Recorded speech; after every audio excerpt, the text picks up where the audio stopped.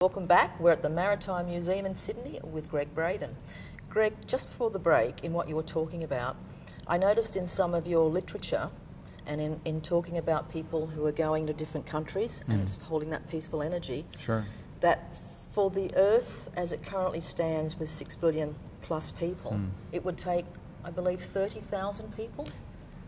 Less than that, far less than that. What number? There was a study, it was published in the Journal of Conflict Resolution, December 1988. Researchers took a group of people into the Middle East. They trained them to feel the feeling of peace in their hearts. This isn't about thoughts, and that's where the disconnect for a lot of people is. This isn't about what we're thinking. It's about, they're trained to feel what are called coherent, heart-based emotions of peace. And they did this again and again and again when the people were feeling those feelings. All that could happen in the surrounding communities and the broad geographic area was peace. And when they stopped, peace stopped as well. The number was the square root of 1% of that population. So for any population, a city of 1 million people, you take 1% of 1 million and the square root of that, and you end up with a small number, about 100 people. On a planet of 6 billion people, the square root of 1% is about 8,000 people, is all it is, that would be required to jumpstart a broad general experience of peace, everyone coordinated, feeling, learning the language, learning to feel that feeling, the coherent emotions of peace, and doing it simultaneously. Now obviously the more people, the more accelerated the effect. I'm sorry. Oh, that's okay, because there's so many questions. Oh, there are. It's exciting. Well, it suddenly becomes relevant to everything in life. Absolutely. Yeah. Because it is that thing that we're not really told how powerful we are.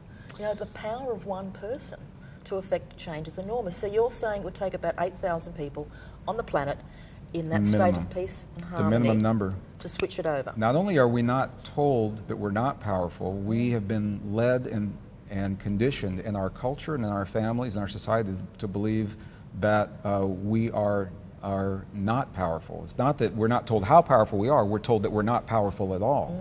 And that power lies somewhere else, that it lies with a church, or it lies with an organization, or it lies with a doctor, or it lies with a scientist, or someone who has knowledge and power that we do not have. And so when we find ourselves faced with situations in our lives that push us to the very edge of who we believe we believe that we have to go to someone else.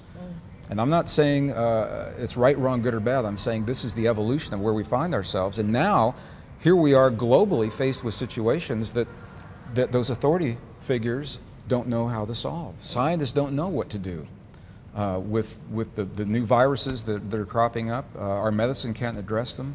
Global climate change, they can't even agree that the climate change is happening in some cases. Meanwhile, the rivers have run dry in Australia. So it's about personal responsibility, personal power, and recognizing that we are part of rather than separate from our world.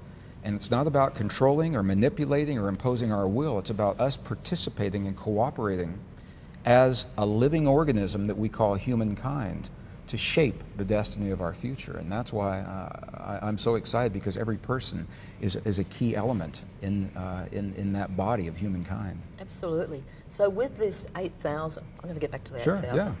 I mean, my heart and my head says to me, surely there's got to be at least 8,000 people on this planet. There are, and this is... So why...